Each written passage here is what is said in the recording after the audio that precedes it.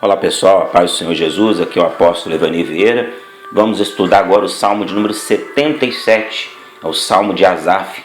Vamos estudar os 150 salmos, mas hoje vamos estudar os 77. Versículo 1: Clamei ao Senhor com a minha voz, a Deus levantei a voz, e Ele inclinou para mim os ouvidos.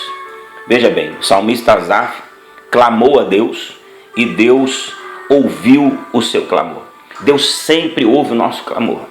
Agora, se Ele vai atender ou não, depende muito da nossa atitude. Eu sempre tenho falado que para a gente conquistar a cura, a porta de emprego, salvação, libertação, o milagre, seja qual for a coisa que a gente está pedindo, nós temos que ter 2 passos pelo menos, que é a fé naquilo que Deus está falando e a obediência às instruções que Deus nos deixa. Há pessoas que creem na cura, mas não querem obedecer às instruções. Por exemplo, houve um cego na Bíblia que ele veio buscar a cura e Jesus colocou lodo no olho dele e mandou ele se lavar no tanque de Siloé. Uma coisa que não tem sentido nenhum. Nos nossos olhos não tem. Bota a mão na cabeça do cara e vai embora logo e está curado. Não, mas por que Deus fez isso? Para testar. E o homem obedeceu. O cego foi andando até no tanque de Siloé, se lavou o seu rosto. Quando ele lavou o rosto, ele voltou enxergando. Existem instruções que você precisa seguir. Você já pensou nisso? Deus está ouvindo o seu clamor? Com certeza. Está orando à noite, de dia, Deus parece que está quieto. Deus não está quieto, está te ouvindo, mas Ele está te dando instrução e você às vezes não está obedecendo. Por isso que a prosperidade não está chegando, por isso que você não está sendo muito usado por Deus, por isso que a sua família não está sendo mudada, porque existe uma instrução que Deus está dando aí. É igual Naamã, ele queria ser curado da lepra, então recebeu uma instrução. Você sabia que antes do milagre sempre tem uma instrução? Deus nos dá instrução através do profeta, através de sonhos, através do pregador, bota no nosso coração a instrução. Nós temos que obedecer. Deus não dá vitória para rebelde. Não adianta só crer. A fé não resolve tudo. O que resolve é a obediência junto com a fé. Versículo 2: No dia da minha angústia eu busquei o Senhor. A minha mão se estendeu de noite sem descanso e a minha alma recusou ser consolada.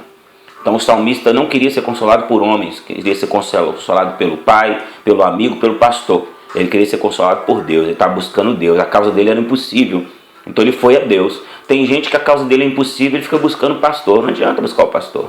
A causa dele é impossível e fica enchendo a paciência do marido, do pai, do amigo, do vizinho, não adianta. Tem casos que não tem consolo por parte de homem, é só Deus que pode fazer. Por exemplo, o Jó, na Bíblia, ele perdeu 10 filhos num dia só. Como que algum homem da terra vai consolar alguém assim? É impossível. É só Deus que pode fazer esse consolo. Há casos que acontece com a gente que é só no joelho, meu filho, que você vai buscar o seu refúgio. Versículo 3: Lembrei-me de ti, ó Deus, e comecei a gemer. Queixei-me e o meu espírito desfaleceu. Olha aqui, ele clamando. Ele lembrou do Senhor e começou a gemer para Deus, porque ele sabia que Deus ia arrancar essa angústia do peito dele. Versículo 4: Mantiveste os meus olhos vigilantes, que eu estava tão perturbado que não podia falar. Considerei os dias da antiguidade, os anos dos tempos passados. De noite eu chamei à lembrança o meu cântico, e meditei em meu coração, e o meu espírito investigou. Está vendo? Ele se lembrou das maravilhas de Deus e começou a cantar ao Senhor mesmo na angústia. Há um grande mistério aqui. Quando nós estamos passando por luta, nós devemos cantar ao Senhor e glorificar a Ele. Igual Paulo e Silas fizeram na prisão. Quando eles começaram a cantar, mesmo na dificuldade, mesmo na dor, mesmo na injustiça, na calúnia, eles clamaram a Deus. E quando louvaram a Deus, aqueles cânticos subiram até o céu. E o Senhor enviou um anjo que desceu naquela cadeia e libertou os servos dele. Deus quer fazer isso com você. Deus está esperando a sua glorificação, está esperando o seu louvor, a sua adoração, mesmo na dificuldade. Adorar quando tudo está bem, qualquer um consegue. Quero ver adorar quando as coisas estão ruins. Por quê? Porque nós não estamos com Deus para receber bênçãos. Estamos com Deus para sermos salvos. Então tanto faz o que acontecer conosco. O verdadeiro adorador não olha para a dificuldade, ele olha para a salvação. Ele olha para a gratidão que ele tem a Deus por Deus ter salvado a sua alma. O pensamento dele é diferente, o coração dele é diferente. Por isso que Deus dá bênçãos diferentes para ele. Versículo 7. Rejeitará o Senhor para sempre e não tornará a ser favorável? Cessou para sempre o seu constante amor? Acabou-se a promessa que veio de geração em geração? Veja bem, parando aqui no versículo 8, o salmista começa a fazer um monte de perguntas. Será que o Senhor nos rejeitou? Parece que o Senhor não está ouvindo a nossa oração. Vamos lá, ele continua falando no versículo 9. Esqueceu-se Deus de ter misericórdia? Ou encerrou ele a sua compaixão na sua ira? Então pensei, a isto apelarei, aos anos da destra do Altíssimo. Eu me lembrarei das obras do Senhor, certamente que me lembrarei das tuas maravilhas da antiguidade. Eu meditarei também em todas as tuas obras e falarei dos teus feitos. Está vendo? Ele começa a fazer uma pergunta, irmãos. E será que Deus esqueceu e tudo? Daqui a pouco, não, peraí, deixa eu meditar nas maravilhas de Deus. Deixa eu meditar nas coisas que Deus fez no passado. Ele também vai fazer na minha vida. É isso que a gente tem que pensar, irmãos. Você está passando uma luta aí, uma doença, um problema familiar. Você lembra já do que Deus fez por você? Quantas coisas Deus te livrou? Quantas doenças não já sumiram? Quantas obras e livramentos Deus não já fez na sua família? Por que ele ia parar de fazer a obra agora? Ele não vai parar, não. Lembra das coisas que Deus já fez para animar a sua fé. Para você saber que o mesmo Deus que trabalhou daqui para trás é o mesmo Deus que vai trabalhar daqui para frente na tua vida.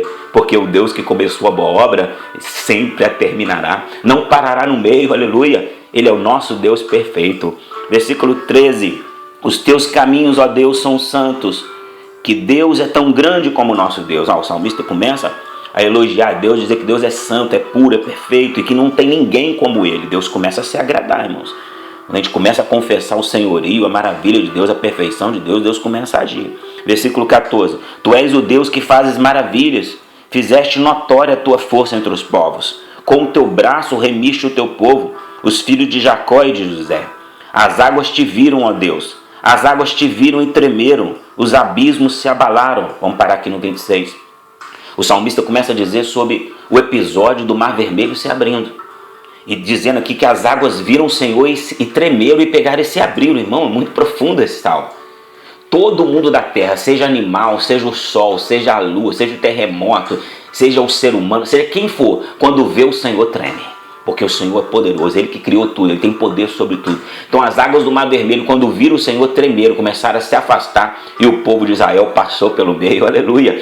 É isso que vai acontecer com você, quando o seu problema vir Deus, Ele vai sumir, Ele vai desaparecer, vai tremer e você vai passar no meio do problema e não vai ter dificuldade nenhuma. Vamos continuar do 17 até o 20 para você entender que ele está falando do Mar Vermelho. Grossas nuvens se desfizeram em água e os céus retumbaram, as tuas flechas correram de uma parte para outra.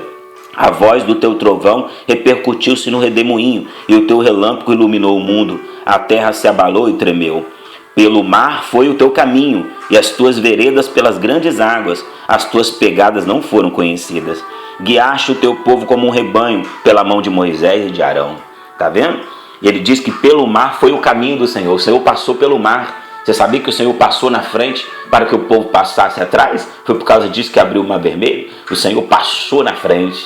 E quando Ele passa, todo mundo tem que abrir para entrar o Rei da Glória, aleluia. Deus já está indo na tua frente, eu profetizo, viu? Deus está indo na frente desta batalha, dessa luta, dessa porta de emprego, dessa enfermidade, dessa operação que você vai fazer no hospital. Deus está indo na frente, aleluia. Ele está abrindo o caminho para tu passar. Relaxa, o mesmo Deus de Moisés, o mesmo Deus de Arão é o teu Deus. Ele é o Deus de Miriam. Ele vai fazer o Mar Vermelho se abrir e você vai passar no meio e vai cantar o hino da vitória. Que Deus venha abençoar tremendamente a tua vida. Que você tenha certeza que se você tiver fé e obediência, o Mar Vermelho vai se abrir e você vai passar no meio dele. Eu não sei o que está acontecendo com você, mas o nosso Deus tem poder sobre esse problema. Tem poder para jogar todo o mal por terra. Receba aí a sua cura, o seu livramento. Receba o impossível para o teu viver. E esse problema vai sumir, porque o nosso Deus é poderoso para te dar vitória. E Deus abençoe tremendamente a sua vida. Até o próximo salmo, se Deus quiser.